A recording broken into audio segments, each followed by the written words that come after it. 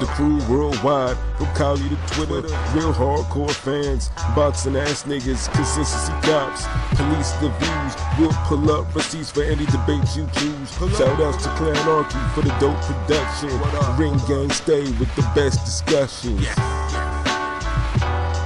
Ring Gang Radio. Outside of that, I mean, obviously there was another fight this past weekend, and it was an excellent fight too. On the Zone, you know, we had Vergil Ortiz Jr. versus Antonio Orozco. Man, that was a hell of a fight. Like on paper, it was a hell of a fight because it was like Ortiz. This would be another step-up fight because, you know, in his last fight, he created the only highlight on the Jacobs Canelo card by. It's facts. I mean, yeah, it's facts. You know what I mean? You know what I'm saying? Like, you know, I'm not, you know what I mean? I don't spit no lies. You know, it was the only highlight, you know, where he knocked out, you know, proud Mexican warrior, you know, Mauricio Herrera for the first time in his career. And Herrera, you know, although it was getting a little long in the tooth, was a tough guy. I mean, he's probably one of the first I had never seen actually hurt, much less knocked down. And Ortiz, you know, pretty much knocked him out standing. So, you know, when you knock out a respected veteran like that, you know, eyes open wide. Yeah, because Herrera's from the school of Mexican boxing. Yeah, hard knock.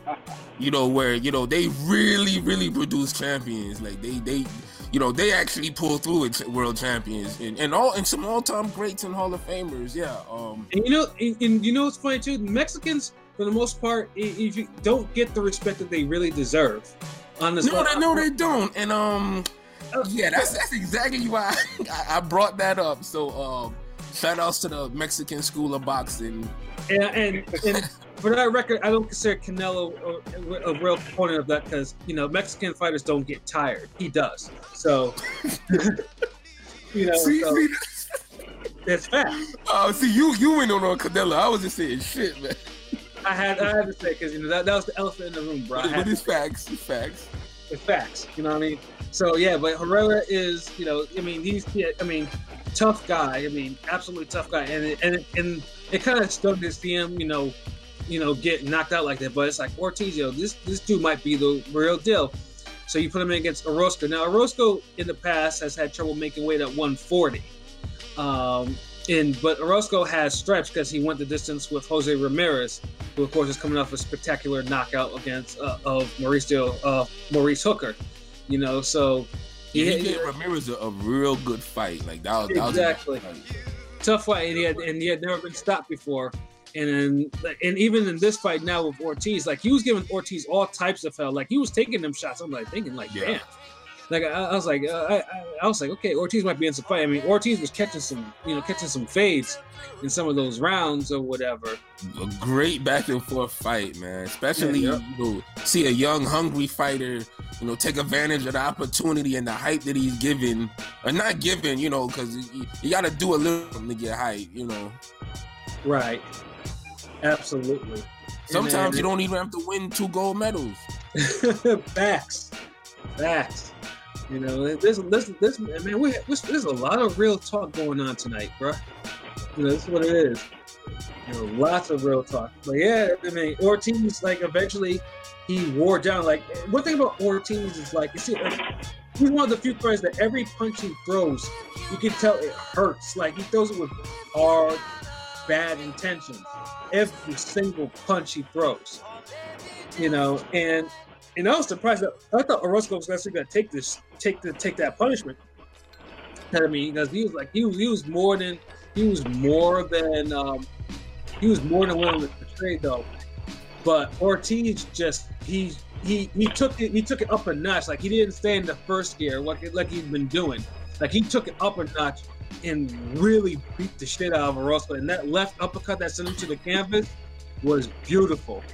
Like, you know, I mean, Orozco doesn't get dropped easily. I don't think I've even seen him dropped. If I did, he dropped in the Ramirez. Probably see him get rocked. Yeah, but Orozco is like, you know, that uppercut. I think that uppercut really took the fight out of him because I mean, dude was just like, oh my God, what am I gonna do? But Ortiz, he didn't let off. He didn't take his foot off the gas. Like he beat, like Ortiz went after him and just beat the shit out of him some more. I think it was a left hook that knocked him down 2 more times, or whatever. And then the ref had to stop that fight. And I was just like, damn, like, I mean, dude got tested and he passed. Not with an A though. I wouldn't say it was an A performance. I would say, it was an A minus, B plus or whatever, because like I say, because he was catching a little bit, he was catching a little bit too much of the fades or whatever. But he finished. What's that? I said I gave him a B plus. Yeah, and even Ortiz. I got no problem with a B plus. I agree. Yeah, I mean, but in the one thing that I also found endearing is Ortiz himself wasn't impressed with it. He's like, yeah, I got some more work to do, and that's good. It's good that a young fighter can actually recognize that he needs a little bit more work in the gym, even after a spectacular victory like that. Humble. I completely agree. I thought that was great that he acknowledged that, because I honestly feel like he does need some more work, even though he has the raw talent. Exactly. That raw talent is there, but he just needs a little bit more work. Because, like, I don't know. I thought Orozco was winning the fight at the time of the stop, just like barely. But it was a really good fight. I don't even know what the scores were at the stoppage. I don't think I ever saw what they were. So, like, the thing was that like Orozco was putting on really good pressure on him, like very consistent pressure. It was landing some really great mountains. So it's like Orozco was there. It's like when it came to fight, it was just Ortiz's size and power difference was just too much. Yeah, and the thing too is Ortiz himself. I mean, he was at 142 and he moved up. Yeah. So it's just like Ortiz, and so now Golden Boy legit has a star on their hands, like after Canelo or whatever. And personally, Oscar should be putting a lot more effort into Ortiz than let's say Ryan Garcia right now, because Ortiz is shining right now on some real shit. I really like, because one of the things I've always said, I've always liked guys that can finish. To be like, I feel like the game really lacks good finisher. Like, and Ortiz is a good finisher. He knows how to finish his guy. Yes, he does. This is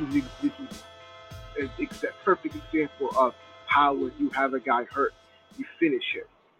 But I think that this fight was a great learning experience for him. He has great hands, great power, but I feel like he needs.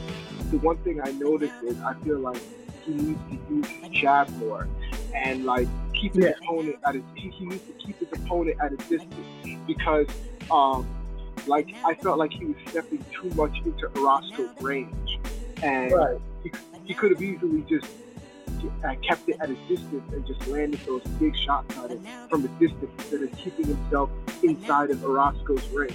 But that's something he can learn. I hope he employs the jab better in the future. But then also you have to take into consideration they're two Mexicans, so that's And Orozco was really pressuring him too. Like he brought it. So I know sometimes it's a little more difficult. I know we talked about the volume punching, and the jab can control that. And yeah, and you saw Ortiz was able to control Orozco a little bit, but he had the power, and the size advantage as well. But I do agree he did need to jab more. But that's why it was a B plus, and shit, he still stopped the guy. So yeah, and that's the important thing. He stopped the guy. He still broke him down. He got rid of him. Like it wasn't like he went the distance. Now if he went the distance with him, then it probably wouldn't be a B plus performance. It'd probably be like a B, something like that. Yeah. But he gave us a good ass fight too on a dead weekend of boxing. So yeah. He kind of stole the made the weekend. Right. So pretty much. Obviously at 147, dude is gonna be a threat in the next couple of years. It's just like, obviously, I know Golden Boy has some plans from him. Like I hear that he might be on the undercard of Canelo's next fight, and stuff like that. And that would be great. That would be great exposure. If they put him in a co-main event. But in terms of but unfortunately, welterweights right now, pretty much PBC has all the notable welterweights. So it's just like where I mean, obviously if he's gonna, I mean, it's either that or I mean, will Golden Boy actually let him fight on PBC or anything like that, or maybe someone will cause an upset and take away a welterweight belt from PBC. But them niggas got that on lock.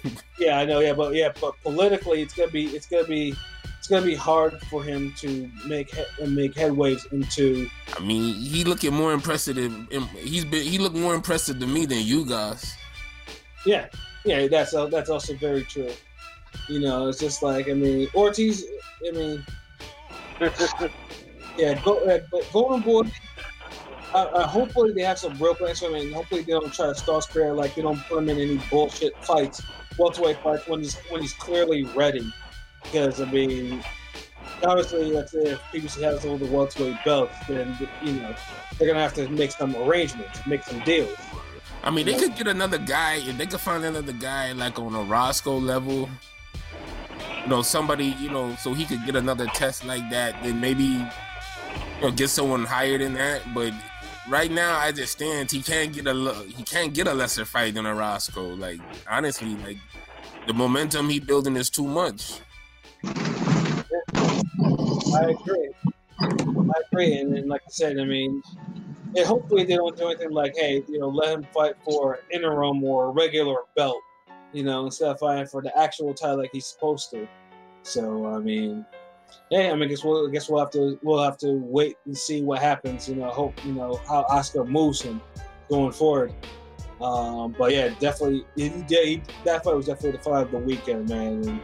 And it was awesome.